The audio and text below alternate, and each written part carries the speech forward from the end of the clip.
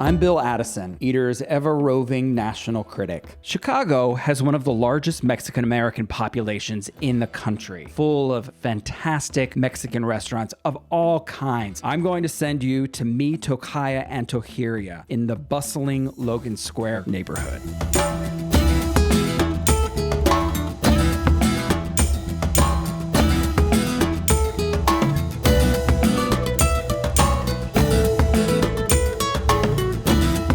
I really was raised in my parents' taqueria since I was in 5th grade. This is Chef Diana Dávila. She grew up in the Midwest, and she expresses her Mexican heritage through her cooking in delicious, trailblazing ways I've never seen or tasted before. So I was kind of like one of those people that just kind of knocked in the back alley door and be like, "Hey, chef, I love what you're doing. I wanna know what you know." You know, I really liked this French countryside place called Courtrights. They're closed now, but that was the first place that I professionally started. And then after that, I worked at Butter. I really loved what Brian Coley was doing with a lot of Spanish influence. And my family is a big part of cooking in general for me. You know, I have a lot of family in Mexico, and I have some family members who also wanted to be chefs. And they always were like, "Oh, I'm gonna go to the Cordon Bleu, I'm gonna go to Paris, to France, I'm gonna go always to somewhere else." And I've always been like, why? You know, like, why don't we learn our own, like, instead of going and learning how to make baguettes. Mexican food in Chicago is amazing, it's really good, but sometimes you could get kind of caught up in, again, catering to what people think or want out of Mexican food. There's a lot of taquerias, small taquerias and things like that, and you'll only see really a couple specialty items that they're really, really like, that they grew up eating, and then the rest of them is the pretty standard, you know, like tacos de carne asada with onions and cilantro, tacos de lengua. And so I feel like we need to start sharing a little bit more of our food and culture with people would be nice.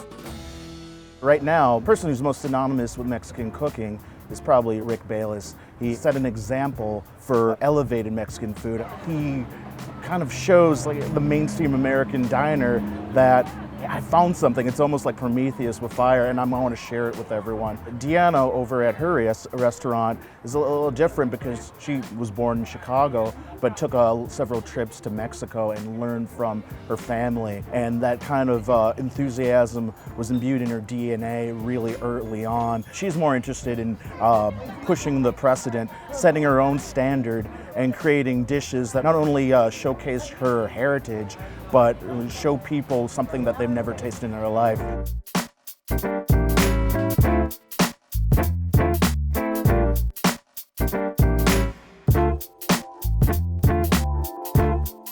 This is Dávila's steak burrito. No surprises, no chefy gimmickry, just greatness.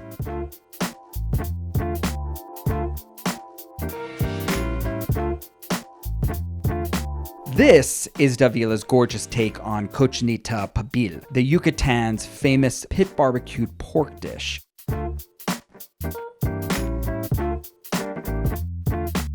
Dávila's caldo de res, a beef stew, was inspired by her father. It was a one-pot dish he made on weekends.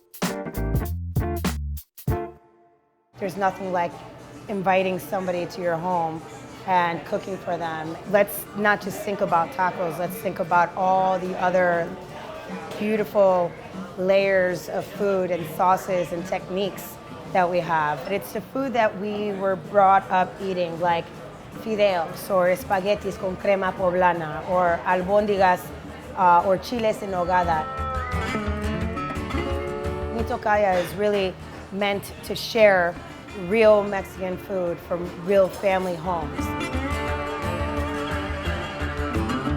She's kind of a role model, I think. You don't have to dumb things down. It's like, come on people, catch up. Here's the food. I know it's awesome. Enjoy. I spend an awful lot of time on these American roads, eating in restaurants, traveling from place to place for this job. But it's restaurants with heart like Mi Tocaya that keep me excited and pushing on to the next destination.